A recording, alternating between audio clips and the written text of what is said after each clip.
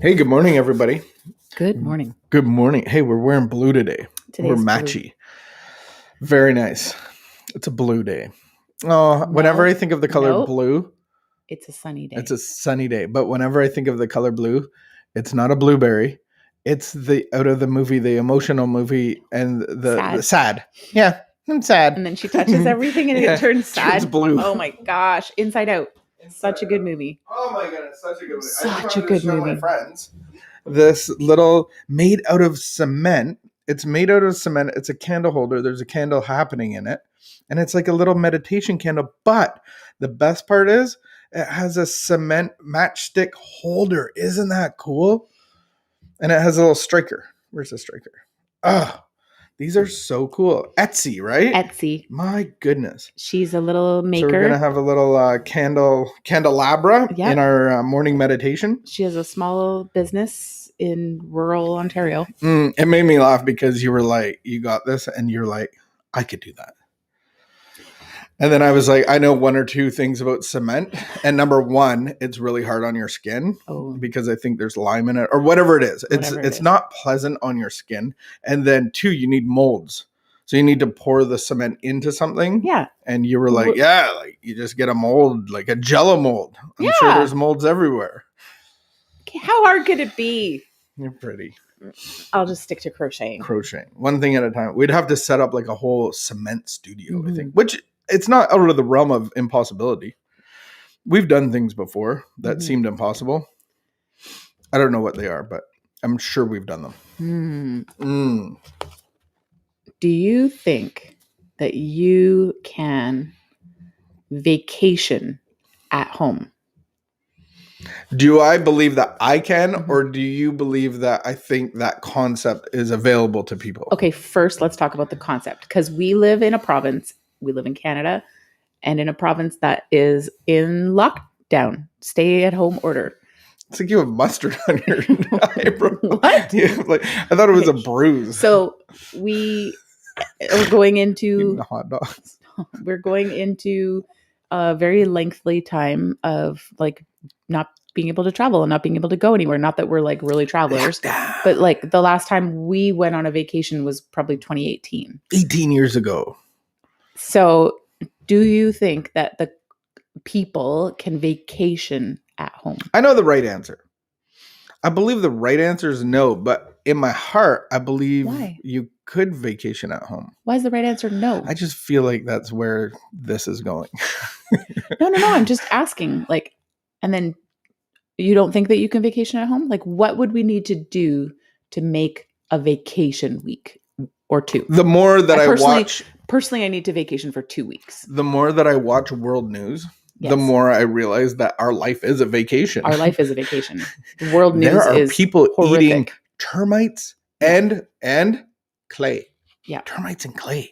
I know. So I get that. But for ourselves in our culture, then yes, I think that we are accustomed to having vacations. What is a vacation? I think it's time away from the norm, the constraints of what you're doing throughout the year. So I know people call it a staycation. And so I'm just wondering like what, and I'll ask the people. What do you staycation? Do you feel that you staycation well? And if so, how do you do that? What do you do? Everybody that I see that staycations has like a home reno project. To me, that is the nightmare. That's your nightmare. Like that, like I would rather do renos and work from home all year. You'd rather not do renos. I would rather not do renos. I get like you have to cut your grass, but like, and wash your car, whatever. But like doing a reno on your vacation, to me, that is not anti-vacation. That's like minus a week.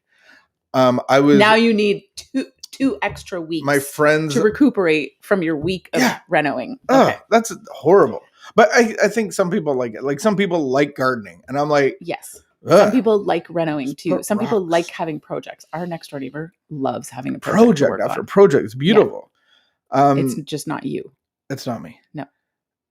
You rest well. I was going to say something. You do rest well. But I forgot what I was going to say. Totally forgot. Well, I'm just asking the people, do you staycation? And if so, how do you make it work? What does it look like?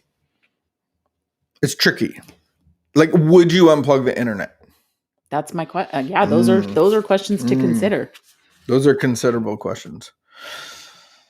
Or you could go and I'm a traveler. Can you rent travel. Can you rent a SUV, like not an SUV, RV? An RV, and just go to the field? But that's traveling. That's not staycation. So okay, yeah, that's true.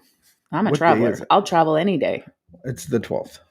You'll travel any day. I'll travel. Let's go. Your vacation but if I can't, can I staycation? And what would that look like? So could you do a staycation and make a itinerary for the 2 weeks of like, okay, to this week, itinerary is not vacation.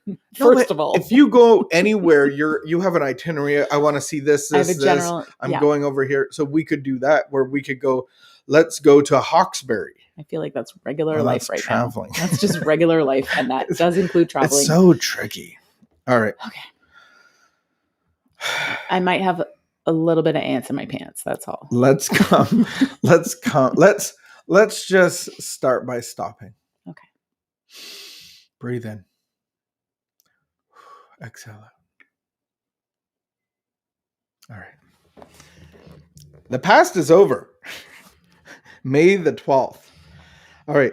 Hey, it's your read. Oh, I don't want to rip you off. You're just going to read every day. I'm not going to rip you off. All right. So, Alcoholics Anonymous experience has taught us that we cannot live alone with our pressing problems and the character defects which cause or aggravate them. If step 4, what would that be? Step 4 is writing an inventory. If writing an inventory, if talking about our resentments and writing them out has revealed in stark relief those experiences we'd rather not remember, then the need to quit living by ourselves with those tormenting ghosts of yesterday gets more urgent than ever. We have to talk to somebody about them. Mm-hmm. That is from the 12 Steps and 12 Traditions, page 55. Whatever is done is over. It cannot be changed. But my attitude about it can be changed through talking with those who have gone before and with sponsors. And I would add with therapists. I can wish the past never was, but if I change my actions in regard to what I have done, my attitude will change. I won't have to wish the past away. I can change my feelings and attitudes, but only through my actions and the help of my fellow alcoholics. And God. I would say I need a spiritual experience to help me change my attitudes and actions. Because me of myself, like I actually don't have the power to change my thoughts or actions. I am a obsessor, controller. Like my mind is often not my friend. And so the only way that I have actually been able after all these years to change my thoughts or actions is to give them to God. And that's not like a flippant thing. That's like sit down every morning, quiet my mind and say like, okay, God, today is your day. This is your day that I get to be a part of. I think the verse that comes up to mind is, He is the author and finisher of our faith. And I think that I do have a pen and I see this whiteboard and it's got all this writing on it and I don't have the dry eraser. And so what I'm trying to do is rewrite over stuff and God actually comes in and wipes it clean. And then I can have a new attitude because I'm trying to change my attitude by rewriting some stuff. And I think that only God has that dry erase marker so that now in my past, I can look back on it. I can bring it up and like a corner store, I have all this stuff on here and I need to be rid of it. It doesn't mean it didn't happen, but that's the beautiful thing about the inventory. I actually get to look at my heart as a corner store, write all it down and then give it away and give it to God for him to do what he will do with it. But I think that divine intervention is that I can't work against my past. God comes into my mess and makes my message. And I actually can use it as my greatest asset now.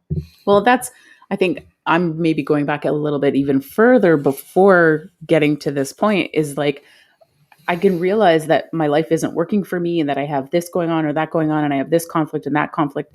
And then I realize like, oh, wow, maybe I'm drinking too much or maybe I'm doing this too much or that too much. And so I can clap my hands real loud and like scare away the rats. But if I don't clean up the garbage pile, the rats are going to come back. And we see that a lot in addiction and in recovery. We see like people sober for however long, or for me, because I'm a codependent, I can manage my behaviors. I can release people and let them, have their own troubles, but I can only do it of my own power. I can only do it for so long.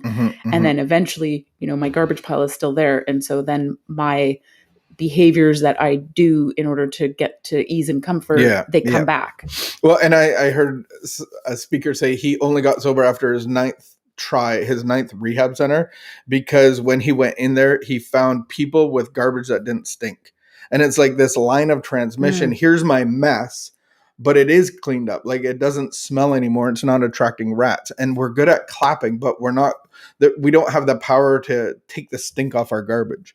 Right. And I think the reality of what happened for me is I saw that, yes, there was things in my past that were really painful. And that as I worked a program of recovery, as I developed a spiritual, higher power and a relationship with a higher power, those things that caused me so much pain, it's not like I couldn't just pretend that they didn't happen. That didn't work. I'd be faced with things all the time. I'd realize like, oh, I'm having this extreme reaction to a circumstance. And I would realize like, oh, this circumstance actually didn't warrant that extreme reaction. I'm actually reacting to something that happened 10 years ago. And for me, the painful things that happened in my life, I can talk about them now, and I don't feel like I'm being ripped apart anymore. They're real. They're never gone. It's still happened. I can talk about it. I can think about it, but the flood of emotion and like just that whole physical sensation that would happen, and like it doesn't have power over me anymore. And that's the thing about your garbage. It's been removed. Like, it's just, I think that's a beautiful, like, incredible. When I think of that line of transmission, so our past is our greatest asset. We go into line of transmission to meet with people and to relate to them, but you don't see that in the medical profession. You don't see that in therapy, but we have a doctor, and we get talking about a disorder that we have in our family with our son. And she actually says, my brother has that problem. And all of a sudden I'm like, I want to listen to her. Like, right. I don't care about your degree and how many, like 10 years you went to school. I'm like, oh, you like grew up with this. Like, you lived with this. Yeah. Oh, what do you see? And we had this line of transmission with a medical doctor, because we have shared experience. Had nothing to do with her degree, but we trust her so much now. It did support it. It supported it. She wasn't like Google searching. Right. And so I think that's what I want to leave us with this today is like, how can God turn our mess into our message? How can we not dwell on our past or be consumed by it, but like give that to God and let him polish it off and take the stink off of it. And so we close with that. We get to blow out our little cement candle holder. Oh, look at that. Beautiful. All right, guys, have a blessed day and keep the peace and be of good behavior. Hi, Jason. Bye, Jason. We will see you guys tomorrow or today at noon. Joanne's speaking on detaching in love, I do believe. Open recovery meeting. Open recovery meeting come noon on Zoom.